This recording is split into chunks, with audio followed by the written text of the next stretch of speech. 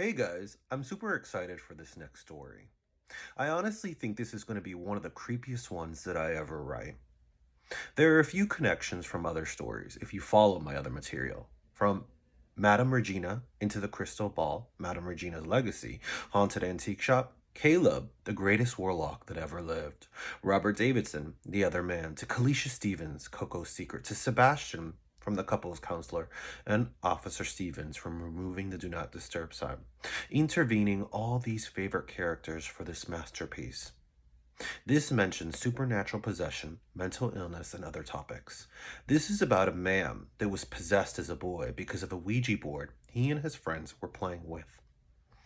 When this evil presence entered his body when he was younger, he fell out of a treehouse, and ever since then, he was diagnosed with DID, multiple personality disorder. However, someone who falls for the shell realizes that there's something not right, and that he might not have a mental illness. There is something more insidious at work here. The Vessel, Episode 17, The Fortune Teller Sees All. This story was already on my favorite list, but this episode just bringing Madam Regina into it just topped everything off. Not only bringing my favorite character into it, but in the manner. And it was just mind blowing to see the direction this went. I had prepared for this even when I originally had the story in my mind before putting it on paper, preparing, brainstorming with ideas, but I didn't imagine for it to be so intense, so surreal. I literally felt like I was in her shop feeling that power.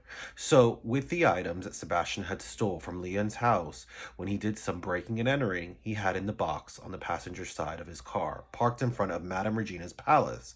He got the directions from the card that Robert Davidson gave him at therapy.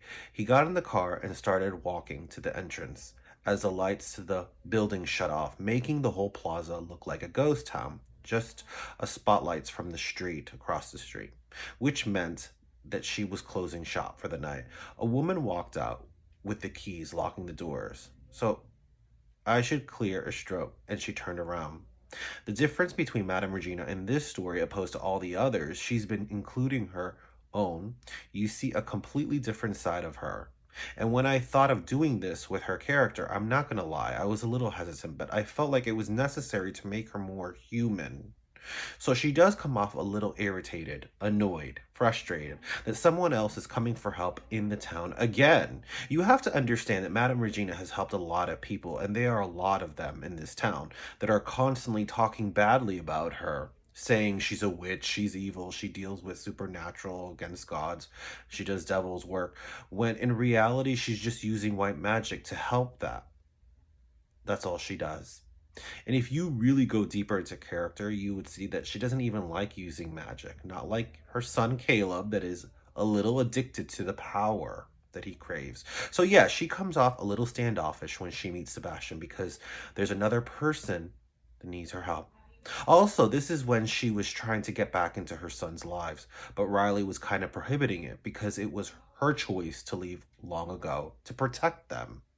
I also thought it was clever to have him in the car watching everything going on because we, the readers, don't know if he's there because he suspects that since the killer's still on the news, if Sebastian could still be the suspect, or is it that he's just watching her? I leave that up to the reader.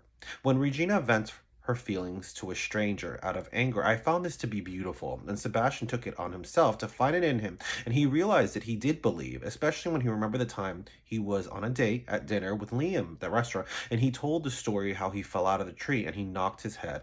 He believed a force went into his body. Madame Regina read this and allowed him in. I loved when he walked into her shop how everything was a mess, and with just a wave of her hand, it all went back to its place. Also, the little details, like the picture frame of her and the triplets by the register. Also, there's a lot of mind reading in this episode. Everything he's feeling, she picks up on. But that's not until they're sitting in the other room when he pulls the items out of the box he brought. You can tell Sebastian really gets into it when he sees the crystal ball. But she tells him, unfortunately, won't be using that. So she tells him the only object in the box that is Liam is the diary, which he suspected. But he was confused on who the other items were. He was shocked to hear from her. One was from Jeffrey Dahmer, the other Ted Bundy, John Wayne Gacy, and even his father that he finally established was a serial killer. He didn't understand why his boyfriend had all these items, and that's when she told him he didn't have a boyfriend. He's been dead for years, and ever since he fell out of that tree, he's a vessel. Now for bad energy. That was so hard to believe, but the more Madam Regina spoke, the more all of the pieces came together. Even from the day he said he was in the waiting room at Robert Davidson's office. He thought he was passed out, but his body was actually dead. It's only when the demons travel in and out, manipulating him with this idea of love, seducing him, doing the pattern over and over. She tells him this mind-blowing thing, and that this case is one of the darkest ones she's ever worked on. It's going to take a lot to stop this demon because he's got to use the same technique. Find what makes it weak. Stay tuned for the last episode.